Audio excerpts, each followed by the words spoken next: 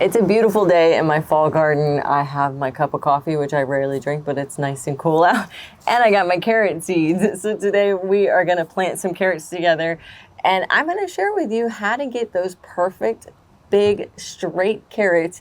You're probably already doing it right. You just have a little bit of changes that you need to make in order to get exactly what you're looking for. All right, first things first, we gotta clear a spot. There can't be any little rocks, for example. There can't be any mulch. Everything's got to be cleared out. And I usually try to make sure that this spot is even or level, because carrot seeds are so tiny that they are going to follow the path of the water when you water it, and then they're all going to ended up being washed into the same spot, and then you're going to have a clump where there's like a bunch of carrots and nothing else there. So we want this to be as even as possible. The other thing we want to make sure, and I already did this, is you want to till the spot.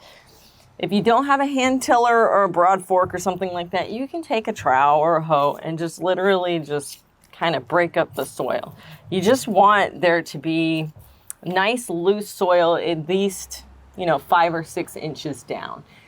Now, if you're growing in a raised bed, that's probably not a big problem, as long as you're not like stepping into your beds or adding like heavy things into your beds.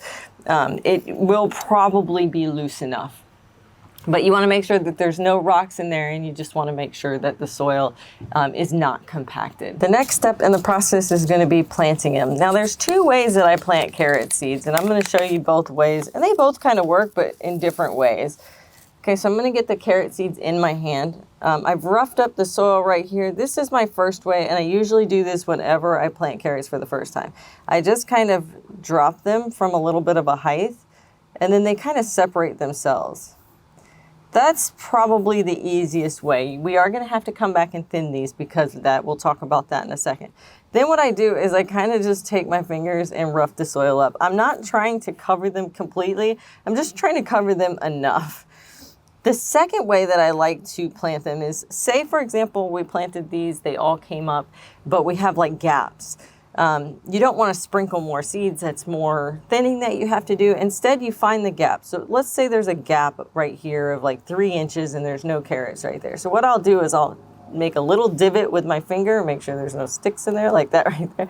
Make a little divot with my finger, and I'll drop like 2 or 3 seeds right in that little divot. And then I just push some of the soil on top of it very, very gently. That is exactly the 2 ways that I do it. Typically, I broadcast them all along this little trench the first time, and then I do the divot method for anything that didn't pop up in between. I'm going to put the rest of these carrot seeds down. We did that one little section together. All right. You can see I'm very haphazard about it. Doesn't matter to me where they fall. And then we're just going to take our fingers and kind of just little twinkle twinkle on top of it. The next step that I always do is water them in. If you can do a watering can that is a lower flow, that's going to be best, because watch this. As I do this, I'm doing it very high up. The water pools very quickly, and you don't want that. You don't want it to run, because as it runs, which is happening right here, it's moving the carrot seeds with it. So you just have to be careful of that. If you have to grow on a slope, you might want to do the divot method that I was showing you. Now, the next thing is, carrots are notorious for not wanting to germinate, because since they're sitting right at the top, any amount of intense sun is going to cause this soil to dry out, and then they're not going to germinate. And they could take like 21 days to germinate. So keeping this soil moist for 21 days is a difficult task, including here in Florida. So what I like to do is take some cardboard. Been reusing this cardboard ever since I started planting carrots. And I just lay the cardboard on top of it like so. Lay something on top of it, whether that's mulch, or I just use my little watering hoses right here to keep it in place. And then about every 2 or 3 days, I come out here and I just check, and I put a little bit more water underneath here. It stays pretty moist like this, but you do want to check it to make sure that it's getting enough water and that it's staying moist around the clock. Once you see just one of these guys popping up, and it's ever so tiny, so you need to be very careful looking for them. But once you see any one of them sprouting, the whole line doesn't need to sprout, just one needs to sprout. Take this off, water it really good, and then within a day or 2, they all should come up. Just keep them watered for that day or two. But it should work. It works for me perfect as long as it's not too hot. So here's a line that I did a few weeks back, and I have seedlings popping out. I'm gonna bring you in close because the next step is we need to thin them. Here is where a lot of people run into trouble, because if you don't thin your carrots, even at this stage right here where they're super, super tiny, if they're too close together and their little roots touch each other, they like give up. They're like total divas. They will not get bigger than this. The greens probably won't grow much bigger than this. The roots definitely won't grow much bigger than this. So all of those are reasons why you should thin your carrots. I know it hurts because they are little babies, and we're basically taking out little babies, but it is absolutely necessary. If you fail to thin your carrots, they will not grow big. I hate to be the bearer of bad news, but they will not grow big. They are just obscenely ridiculous. There's a lot of plants out in this gardening community that can handle where their roots touch. They don't mind sharing space. These guys, nope, they've got personal space issues big time. So right here, you can actually see one plant right here, one right there, another one right there, and right there. There's like 1, 2, 3, 4. All of these are going to be a problem because they're too close together. They're within 1 inch of each other. They're going to have issues. Now, I'm not going to take this one out because this one is at least 1 inch away from this, but I am going to create some distance between this one and that one. So I'm going to take out these two right here, and I'm just clipping them off with clippers. I don't like to pull them because if I pull them and they're this close, it may disturb the roots of the one that I want to leave behind. So instead, I just clip. And then I just leave them to compost right there. So now I'm left with these two, and these two are a good distance away from this one. So I'm almost thinking that, you know, these two will be the remaining ones. But I got to pick between these two, right? Because they're close together. I'm honestly looking at this one as the taller one.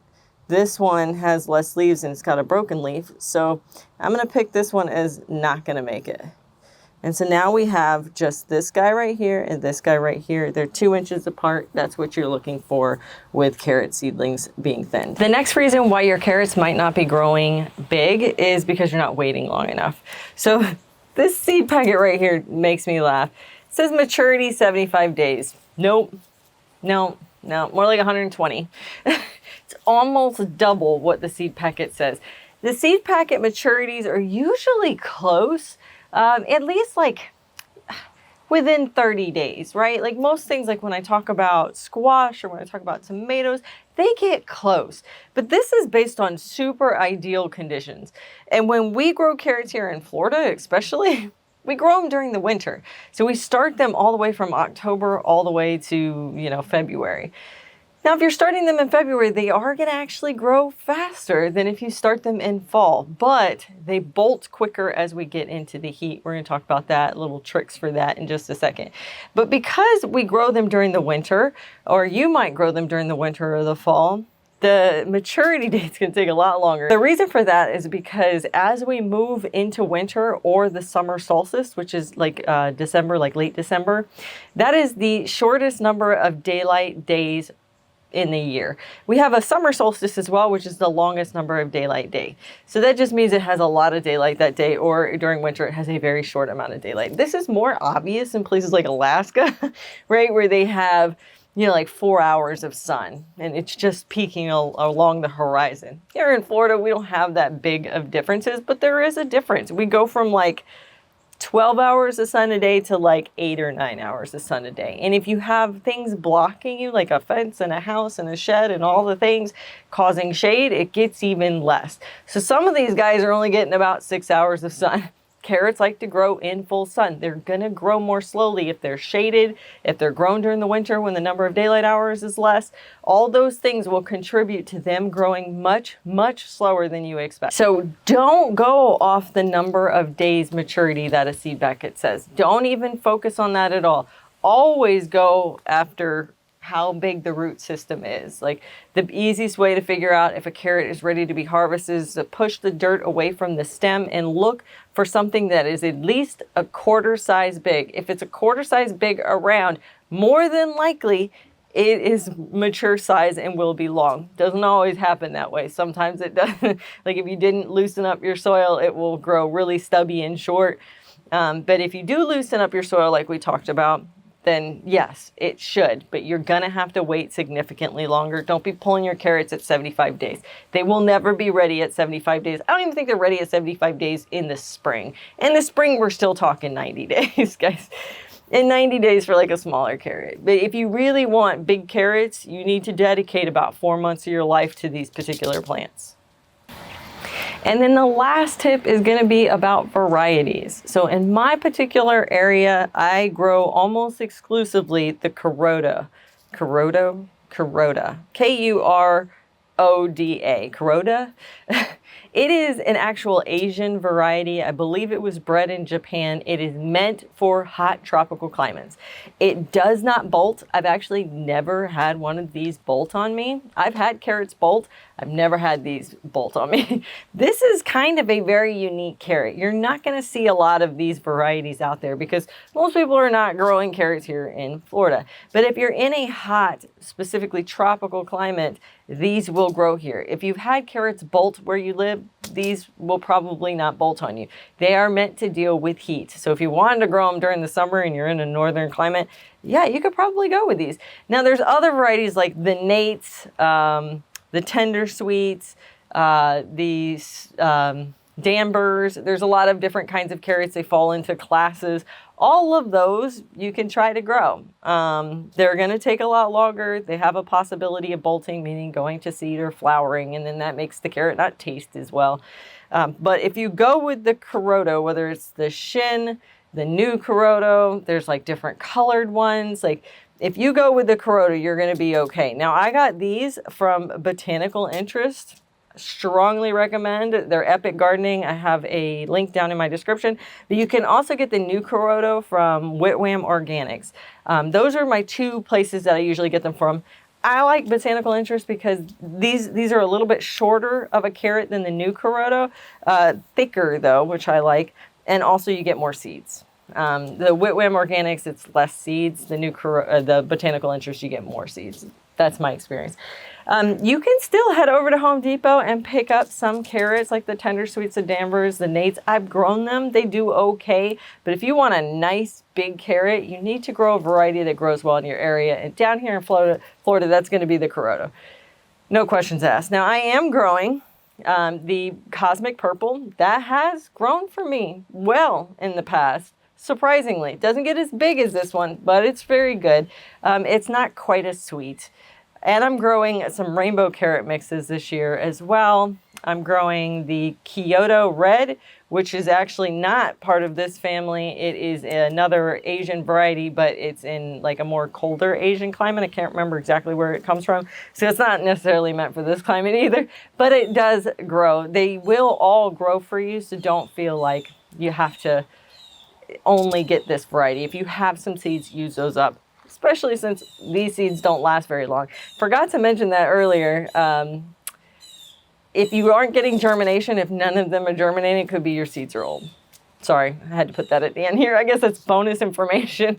Carrot seeds don't last very long. If you don't get them planted within a year or two, and 2 is stretching it, the seeds start to go really bad. You get really poor germination rate. So that's another thing to consider when you're looking at your varieties, is you always want to get new seeds every single year. You can save your own seeds as well. You can leave some carrots in the ground. They will go to seed in a warm climate like where I'm at. It happens within a year, but in a colder climate, they're biennials, so it may take 2 years, and you can grow your own seed if you like. For even more tips on growing carrots here in Florida, make sure to pick up my book, Homegrown Florida Gardening Guide. You can get it at my website, homegrownfloridagarden.com, and it'll also be down in the description. Make sure to pick up a copy because it has everything that we talked about today, plus more. Container growing, pest and disease management, how to feed it, what fertilizers to use, all of the things that you want to know about growing carrots, along with 30 other vegetables. It's 130 pages of book here, a chapter for every vegetable. Don't miss out on that. Thanks for hanging out with me today. Make sure to give me a follow below so that way you don't miss any of my videos on how to grow and troubleshoot different kinds of vegetables. Thanks so much for hanging out with me today, guys. Happy gardening.